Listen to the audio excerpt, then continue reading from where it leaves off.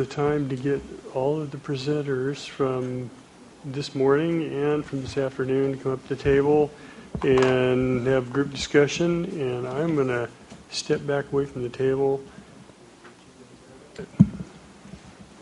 So.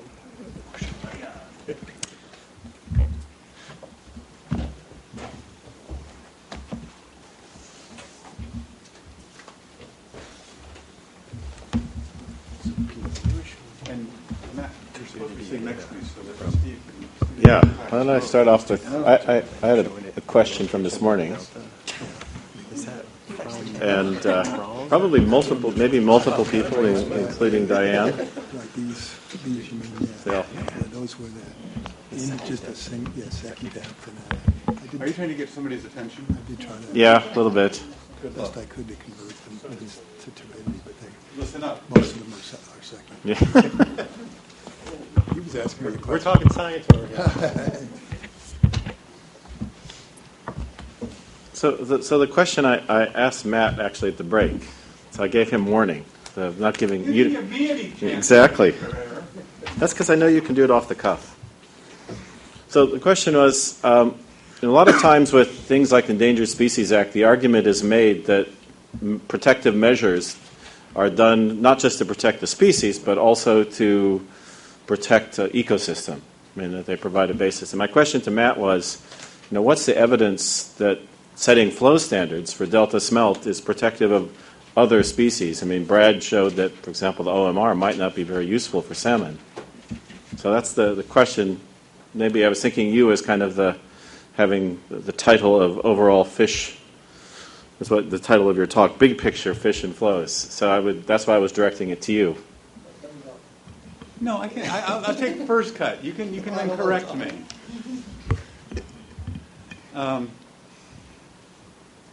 Did you turn this on? Yep. Oh, you did turn it on. Okay, cool.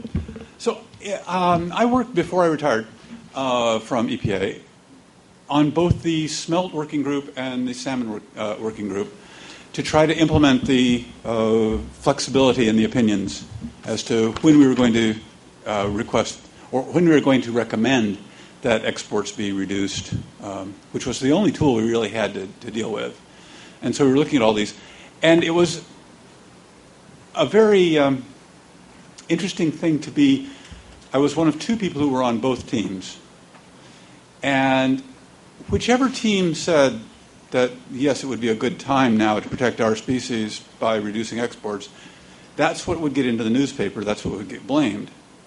But the delta smelt moving up usually responded at the same little pulse of outflow that also triggered the winter-run salmon to move out. So there was very much an after you, Gaston, effect, where we both knew that for both of our species, for the ones going down and the ones going up, it would be good to not have that zone of entrainment that Pete described be any bigger than necessary. But nobody really wanted to take responsibility for making that call, and there was almost a trading off of isn't it looks like more like a salmon issue this year, doesn't it? So I think there is actually, most of the fish respond to pulse flows, as I put up in one of my slides. And I think that that's a true thing. Whether we're talking about herring, sturgeon, smelt, salmon, they move in and out of the estuary, often in response to changes in flow.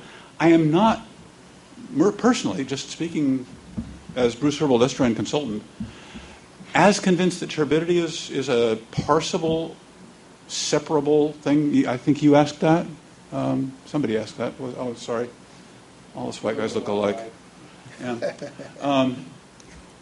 But there's a focus now on trying to see if you can better time things by looking at turbidity distribution, et cetera. But if you're especially trying to do community protection, then I think that major signal that comes down, you get a pulse flow coming through, it mobilizes sediments, it brings stuff in, it triggers a variety of ecosystem responses that the fish respond to.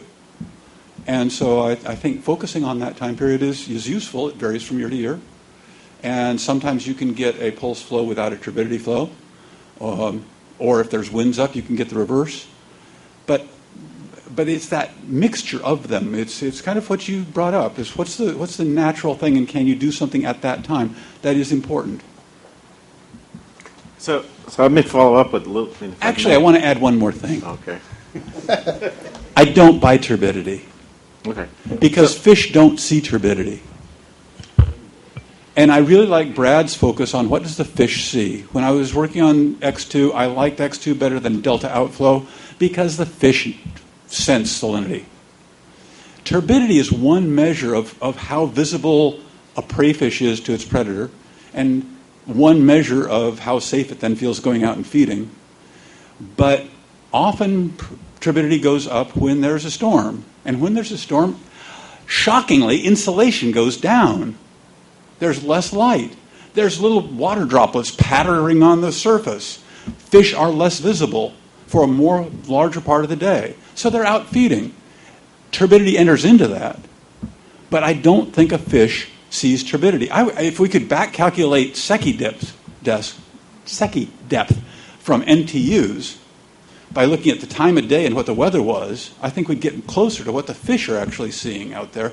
That's the direction I would go, rather than trying to parse it out as to, is it turbidity or is it flow or is it...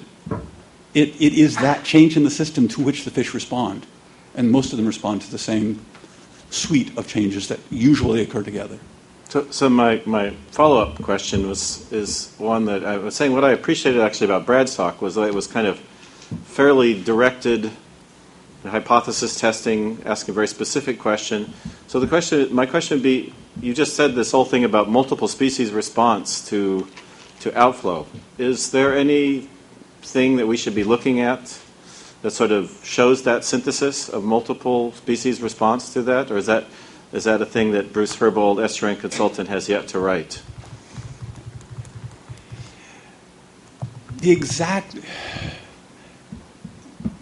aspect of that and which stressor is being amplified varies from species to species.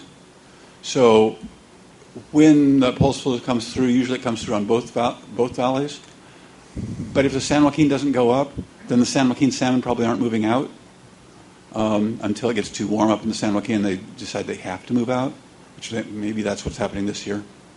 And there are particular stressors that we are trying to reduce. Like Pete describes, there are times when salvage seems to be really a problem. And if the fish that we're worried about is in the central delta, then OMR is one way to get at the size of the zone of entrainment. But if the fish you're concerned about is a lamprey or salmon coming out of the San Joaquin, OMR is irrelevant to them. All of San Joaquin is going to get diverted, and all of those fish are going to be ending up either in Clifton Court forebay predator guts or through the louvers or salvaged. So there is species-specific issues, I think, and it may be temperature or visibility or whatever that a particular species is responding to, but I think it is over-engineering the system to try to say, this is the silver bullet that will protect this fish, because then you're just setting yourself up to have other fish at risk. Did that answer your question, Stephen? Yeah. Did you want to add something, Mr. Bureau? I almost said Dr. Bureau, which would be totally wrong, wouldn't it? I want to just to point out there is a number of multivariate analyses that have looked at. There is a number of multivariate analyses have been done in the IEP program comparing larval assemblages, and that shows there's definite patterns between introduced and native fish in the San Joaquin. Fire 2004, I think, finds higher flows, cooler temperatures associated with native fish assemblages, and vice versa for introduced. Yeah, I'd like to take the segue opportunity you gave me on turbidity and amplify that. If I take a program level sweep at all the components and I do like an audit on what do the pieces look like, and things I would look for, things like, well, data collected at about the same scale and time and space, and do they have the same level of robustness? And if not, that's a weak link, and you need to really amplify that or boost it up. When I scan across all the variables that are being simulated or collected, they all make sense except turbidity. And turbidity to me is like the weak link in the chain. And I say that for the reasons that you brought up, but also because just of the nature of the way that it's collected, it's a composite variable. And it smears chlorophyll A, it smears various kinds of suspended sediments, it smears color. So therefore, if you have equal turbidity measurements made at multiple places, they may not be comparable at all. And if you have them made over the same period of record, they're not comparable. And it's even, well, it gets worse because it's a human use variable, which means that it works in the visible light spectrum. And what's bad about that is, and I don't know about delta smelt or juveniles, but a lot of fish see in the ultraviolet. And the way the world looks in the ultraviolet is completely different than the way the world looks in the human visible spectrum. For example, Cladastra, calanoid copepods are a solid color in the UV. They're not transparent like they are in the visible spectrum. And also chitin, or at least some of the components of chitin fluoresce in the UV. So as a consequence, the turbidity, the turbidity measurements, to me, is one of the biggest weak links in the entire program, and it's one of the strongest variables that consistently shows up as being significant, both in terms of predicting patterns in the distribution of salmon as well as delta smelt. So anyway, one critical recommendation: it's got to really take a hard look at the way you measure turbidity, and then think about ways of making that measurement much more appropriate to the sensory systems that fish have. I look forward to you writing that. I feel like a voice in the wilderness the last couple of years when the focus has been on turbidity. And yeah, it doesn't say anything about the fish. And I had not thought about it from the viewpoint of other eyes see different wavelengths. And yeah, that's... Put it in the report, please.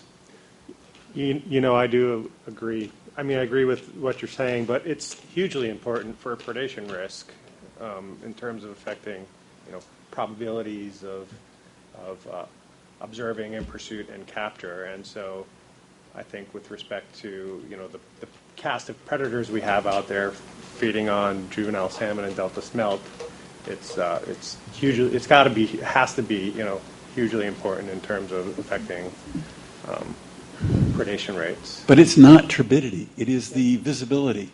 And visibility is affected by a variety of things, some of which are independent of turbidity, and many of which are correlating with changes in turbidity or changes in light level, changes in water turbulence. All the rest of that happens at the same time. So if you just pull out turbidity, you go down a path that says that the fish have an NTU sensor, and they don't. Bruce, in terms of a storm, though, a storm may occur on one day, or a period of hours, and yet elevated turbidity may go on for weeks. So, I mean, the idea to say that, light is affected during a storm, and that, is the same thing as turbidity, the two are at very different time scales. Wouldn't you agree? I mean, when I look at, the turbidity coming in at Freeport during a pulse flow in winter of 2003 goes on for weeks, and the storm may have occurred in early January, and the turbidity is elevated for 3 weeks. Yeah. So it's not like there's overcast skies for 3 weeks. Sure. And there are other times when the storm doesn't happen in the Delta. But I keep going back to what Brad and John are emphasizing. What does the fish respond to? And so the better you can characterize that, the more likely you are to reduce the noise in your data. And God knows, with the amount of noise we have in some of our data, that's a good thing. And I'm a hydrodynamics guy, so I don't really know what I'm talking about. But move on from the turbidity discussion, because I know Kenny had a burning question to ask. I'm not sure it's burning. One of our charges is to look at the information available and come up with some kind of narrative about what is useful information or not. And I must say I'm fairly confused about OMR now, because we have a yes on OMR, maybe a no, and I'm not sure what you were talking about, but John was North Delta anyway. so I'm trying to figure out how we can approach this and see if there isn't either some common ground or is it just a different perspective on scale. And I think that may be part of it, the difference in how people... I'm not as concerned as John is whether fish perceive it as not, because to me we use it as a surrogate. And so I don't think that's not as critical to me, provided we make the link to what the surrogate is meaningful about. But I'm still trying to figure out, because that's going to be a big issue, I would suspect, is OMR, and I'm not sure how we can proceed with trying to reconcile what I heard were, I would say, completely opposite arguments. And maybe I missed a common ground there, but that's part of our charge, I think. So if you have some suggestions on how that can be reconciled, that would be helpful, I think, to us. I'm sorry. No, go ahead, Brad. Fine. There we go. So I'm not a smelt guy, and I've talked to Lenny about this a little bit too, but I'd be really interested in, have we done the analysis, these analyses that we're looking at that relate OMR to entrainment or whatever, have we looked at the other hypothesized metrics other than OMR? Because to me, that's how you kind of decide. Is it OMR or is it something else? And, I did that for the salmon CWT stuff, and we didn't see OMR. So I guess that would be one of my first tests, is have we tested the alternative hypotheses of flow metrics? And if we have, and OMR is the best, then for smelt, OMR may make sense, or for whatever species we test it with. But we have to test it.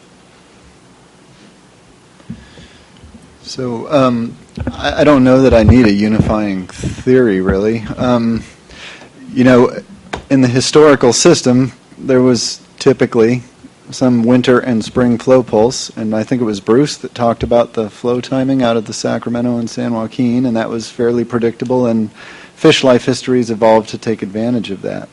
And the parsing of the mechanisms we're trying to do here and now was irrelevant because they all covaried, and they all got dealt with. From the fish and wildlife perspective of trying to manage take of delta smelt in the projects, we think OMR works, and we think the projects can control it efficiently. The salmon folk can have a completely different opinion. That's fine. I mean, the whole point that I was trying to make is it works for our needs, our regulatory needs. The panel can think about whether they think it works for everybody's science and regulatory needs and make a recommendation to the state board about that. I don't Unfortunately, I missed know that the I'm looking beginning for a of your unified talk. theory around OMR. Well, I missed the beginning of your talk, so I apologize for that. So I would come back to my question then, would it be going on a limb to say, seems like the evidence is strong for OMR for delta smelt. What else? And I would say reasonably convincing case, and maybe not so big for salmon, but longfin, other pelagic species. One I was going to wonder about, and I'm sorry that I don't think we're going to have a presentation on this, what does it do to food web processes? Primary production, secondary production in the delta? I mean, what else is connected besides delta smelt?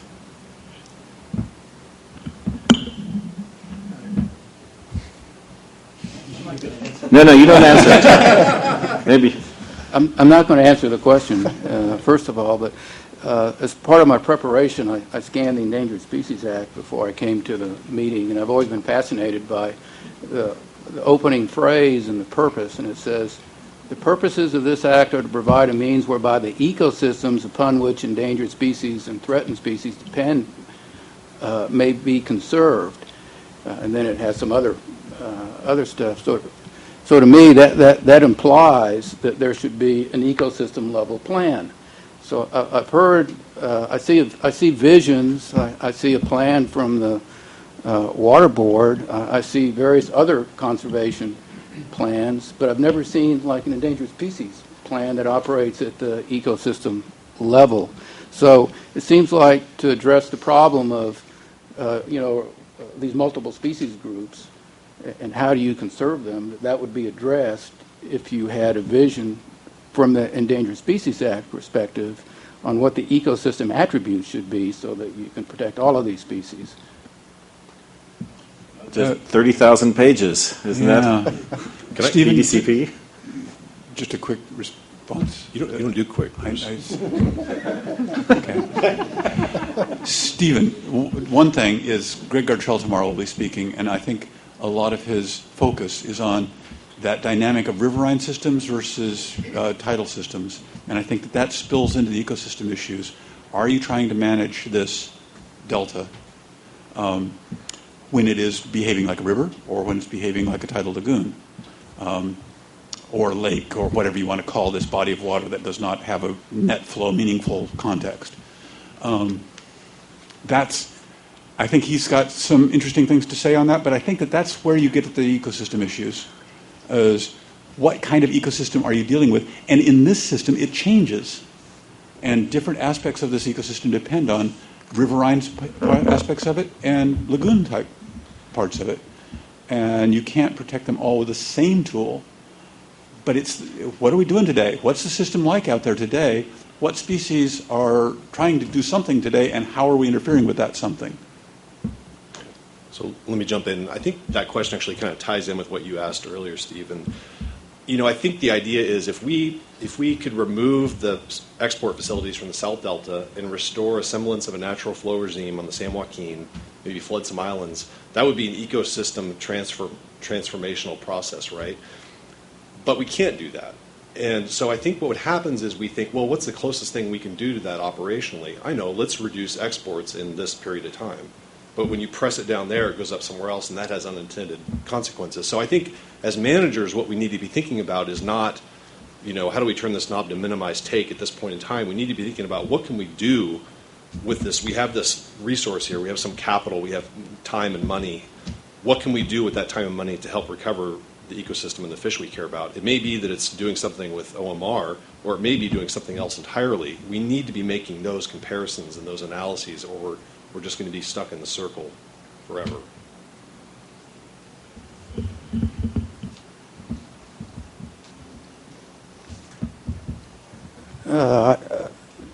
When I think about species recovery, or in fact population dynamics, I can sort of look at it from a loss perspective, or I can look at it from a production perspective. And when I look at most of the presentations and papers that I've read, sort of that loss perspective dominates, where you take the either the abundances or take or whatever, and you look at sequences of years in which the population was declining, but there are other sequences of years in which they're improving.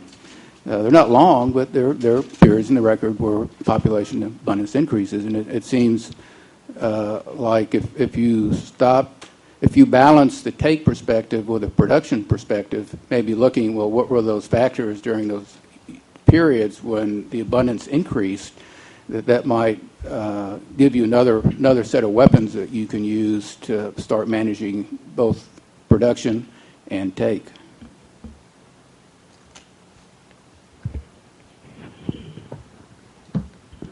So I couldn't help but notice a couple what I perceived as shocked looks on a couple panelists' faces when they first saw some of the rip-wrapped, denuded, channelized delta channels. I find it remarkable that any salmon survived that journey through the San Joaquin River and through the delta. One of the other things you didn't really get is I think a couple people have talked about Clifton Court Forebay and the predation rates that exist in there.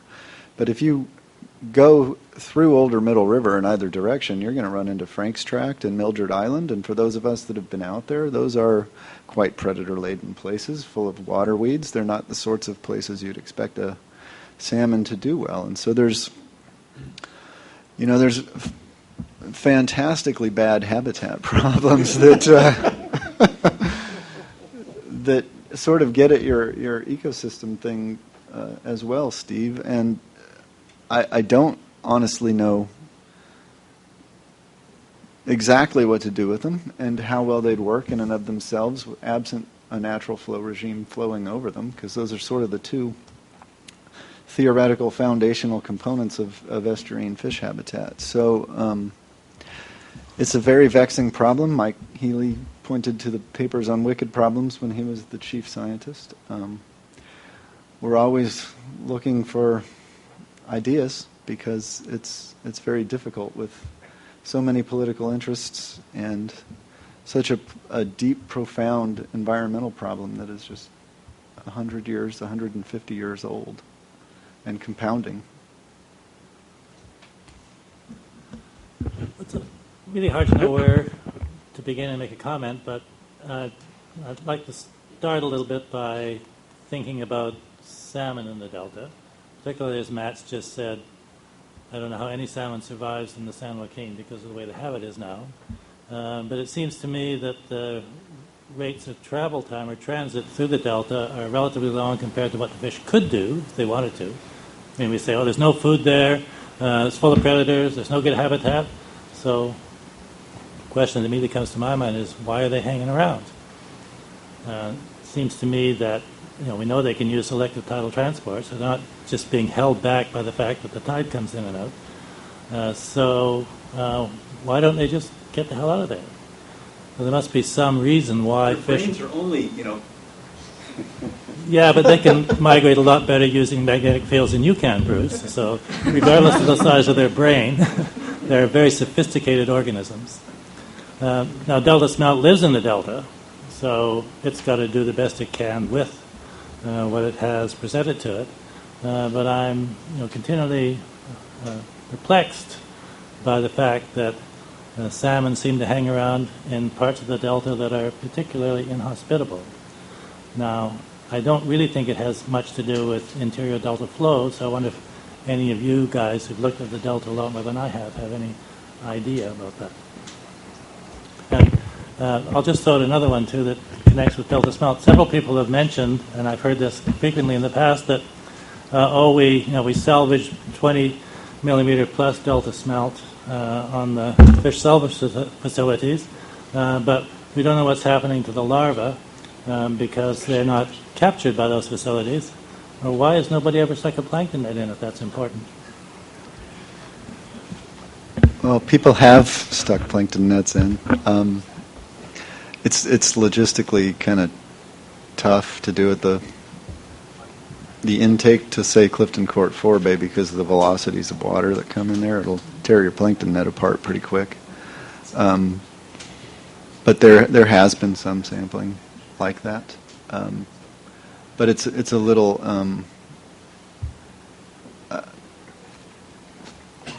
I can understand sort of the desire to try to quantify a density of larvae, but if you've got the density of juvenile fish that are suddenly big enough, then you're no reason to think that larvae that weren't big enough weren't kind of coming in too.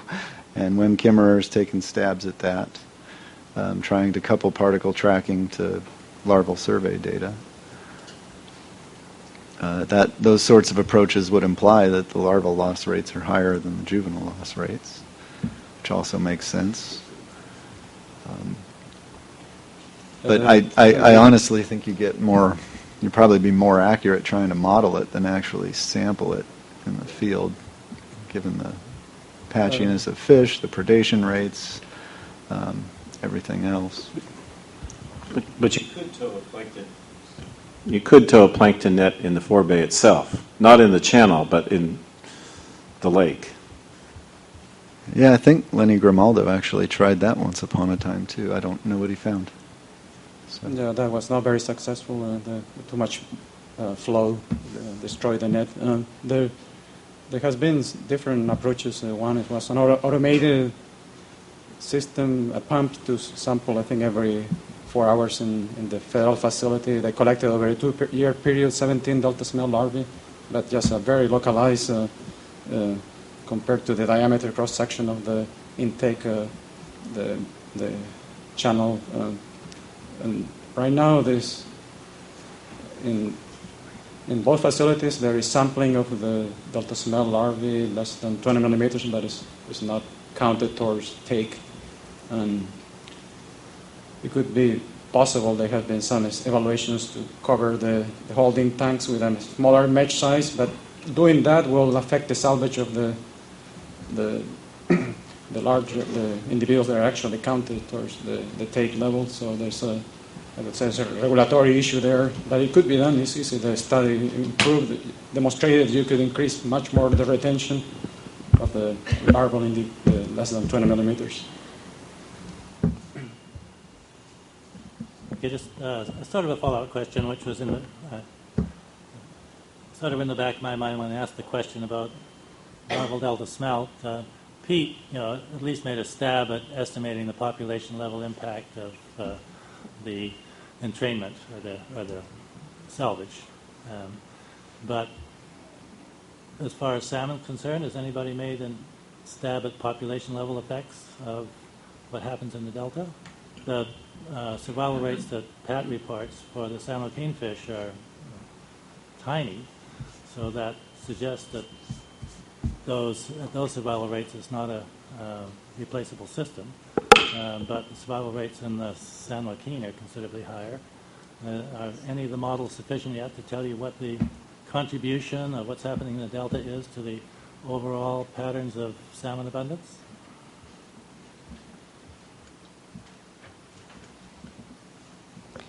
I think the entrainment, especially for San Joaquin fish, I think Brad showed the graph that at the low flows without the barrier, you're getting a significant proportion of the number of tagfish, cohort tagfish that were released. You're getting them at the salvage facilities, so they're getting there. And then with the acoustic tagging, we've been able to estimate what kind of mortality is there for fish that are going through the process. What kind of mortality is there through Clifton Court Forebay? What kind of mortality is through the CVP? And how many of them are surviving to make it to chips? So I think the combination of those give us an idea of what kind of proportions are being entrained and what portion of those are actually surviving the process. Sure, that's through the delta, but I'm talking about from emergence to returning adult or egg to returning adult. Have you built the models to test the contribution of entrainment in the delta to the overall dynamics of the population and tested the sensitivity of manipulating that to see how big a difference it would make if you were to significantly reduce the entrainment? We've done some work on that, and the entrainment, both the direct and indirect effects of entrainment, to the extent we can account for them, end up being a pretty small contribution. Delta mortality, just as a whole, actually is not so trivial. In fact, I think our estimates being based on tagged hatchery fish tend to overestimate the mortality. I think the wild fish probably do better getting through the delta than our hatchery surrogates do. So hopefully that helps a little bit. It's a little bit difficult because the only winter Chinook are kind of our best. We have the best data set for winter Chinook. The returns of fall Chinook are very much conflated by lots of hatchery releases that haven't had good marking rates. So it's hard for fall Chinook to back calculate. And we don't have any abundance data on steelhead, so don't have a lot to work with. There are also several ongoing life cycle modeling efforts going on. But they've been going on forever. Well, we can find out. Ray Hilborn, I know, has a project. I think he's using Shiraz to look at it. And there may be one other for salmon. And then there's several for delta smelt that maybe aren't getting to completion fast enough, but they are attempting to do that. And it is a real problem with the hatchery stuff with the salmon. Yeah, because they're not consistently marked, if I remember correctly. Well, I was just going to chime in that there's a life cycle model for winter Chinook that's published that we've used it to look at that. It wasn't among the ones Kenny mentioned, but there are O-bands out there too. But O-band doesn't look at the delta effect independent of other stuff, so it's kind of hard to make sense of it. It's not a mechanistic; it's a statistical model. Yeah. It does include, in terms of their Oban's model selection, it does have exports appearing as a very important variable describing the population dynamics. But as Brad mentioned, it's really encompassing, smolts counted at Red Bluff on the Sacramento to all the way to return. So it's not parsing out. It's not parsing out the life stage specifically to the Delta, but there is a pretty strong association there with exports, if I recall right from that work. Mm-hmm.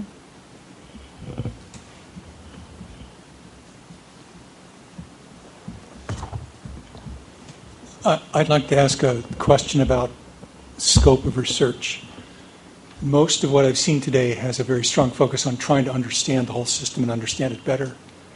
And it seems to me that's getting to be something of a luxury that you're running out of time to indulge.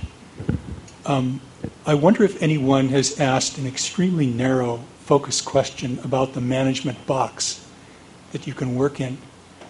Has anyone said, let's go to the managers and say, what realistically can they alter in the system? What can they control? Exports a bit, put in a few barriers, maybe a bit of reservoir control.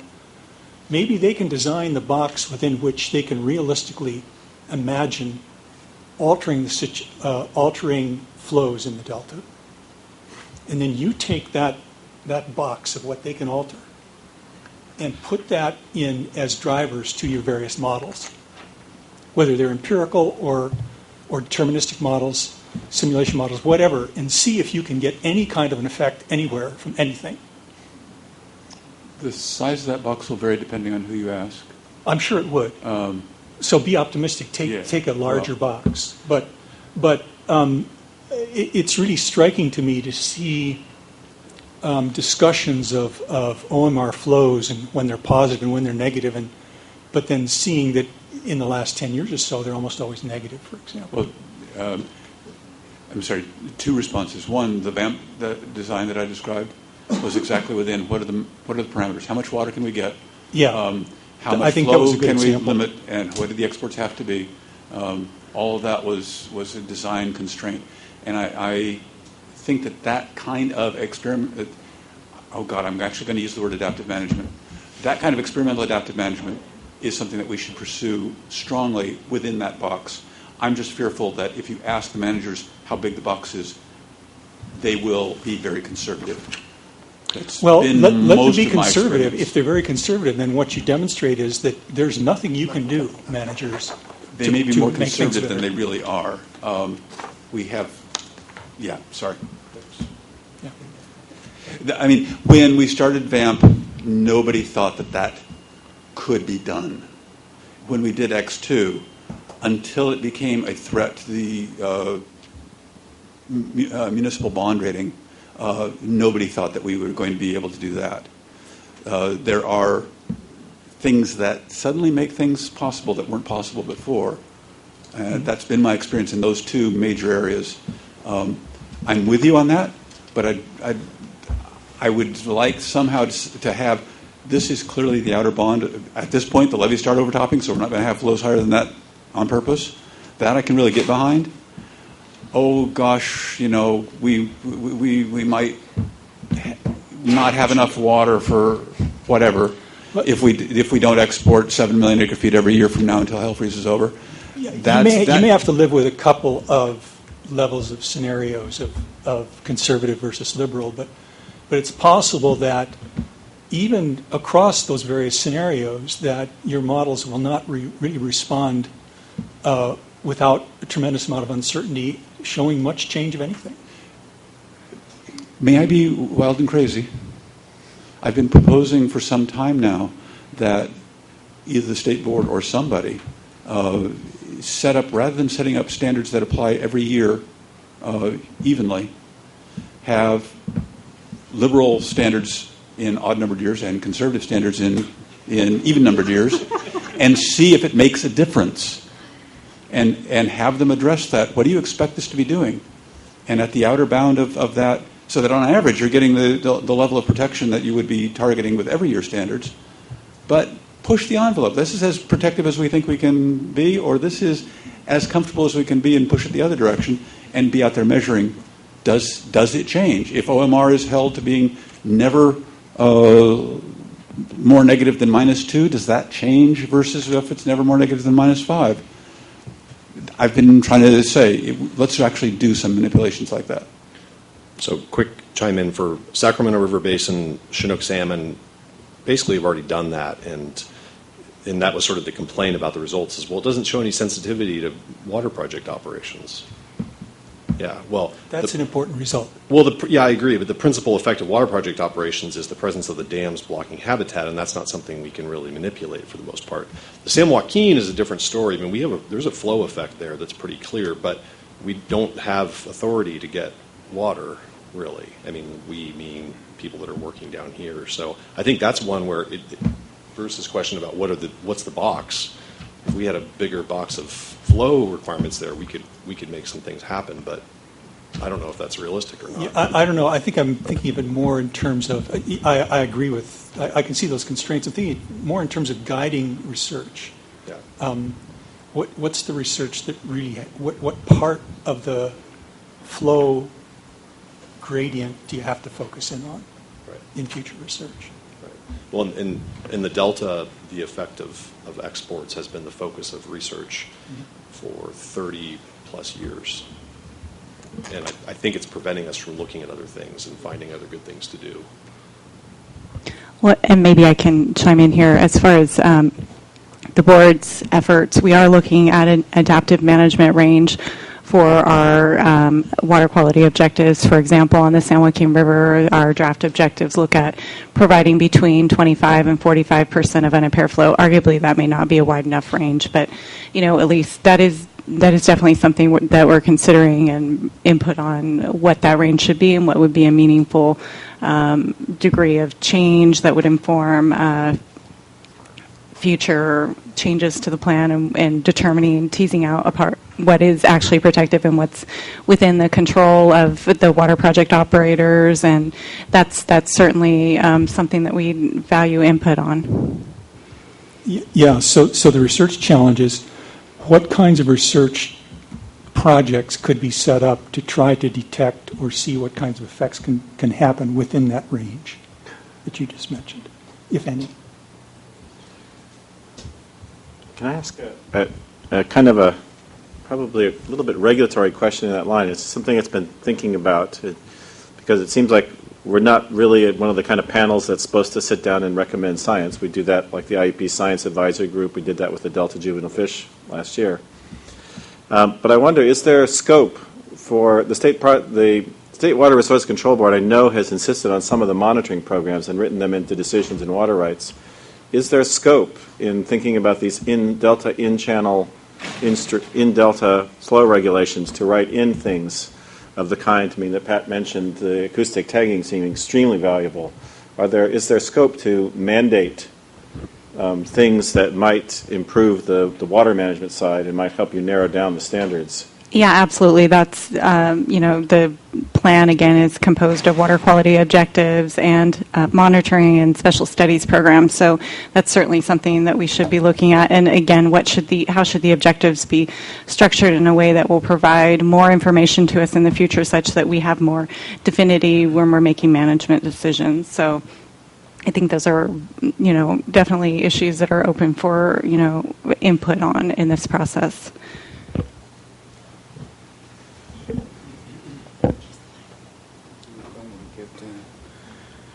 Yeah, maybe it'd be good to reiterate my earlier point. I know that management actions are based on water quantity because that's how you bookkeep.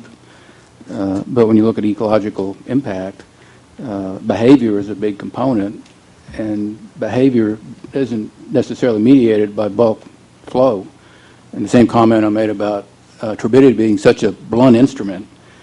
So just because you do adaptive management and you manipulate flow and then you look at ecological response, that doesn't mean you actually captured the driving variables unless you couple the ecological response to realistic variables that actually influence organisms. So if you want to be successful, and other places in the U.S. are successful, then I think you need to make an effort to do a better job of relating your water management actions to the ecological response, because right now it's all pretty much blunt instruments, and it's not surprising that you're having difficulty finding relationships.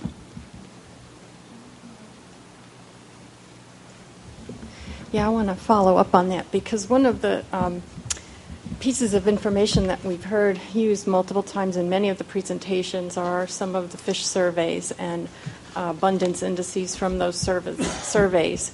And one of the concerns that I have is you're talking about moving forward and using adaptive management and those kinds of things. And that is fantastic, but we need to know that what we're measuring is really what's out there. And I have some concerns about those measures that are being used now to even examine these questions and just how well they tell us anything at all about those fish populations, for instance.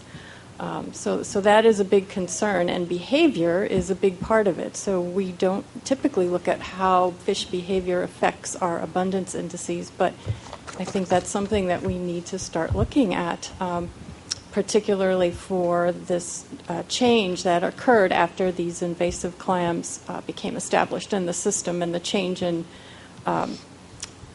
turbidity and however it is measured.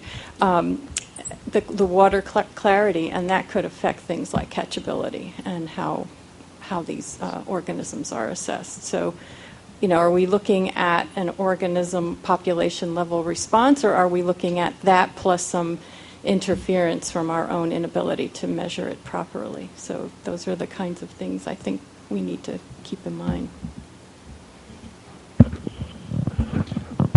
We agree, and so, maybe it didn't come through so much in this particular workshop, but we spend a ton of money on fish monitoring in this estuary, and so we're showing, key longer-term indices, but there are multiple redundancies in the basic sampling program for some of these things, and so that does allow maybe not all of the ability to see distribution shifts and habitat shifts and things like that, but it certainly gives some sense of it and some sense of the population dynamics from life stage transition to life stage transition.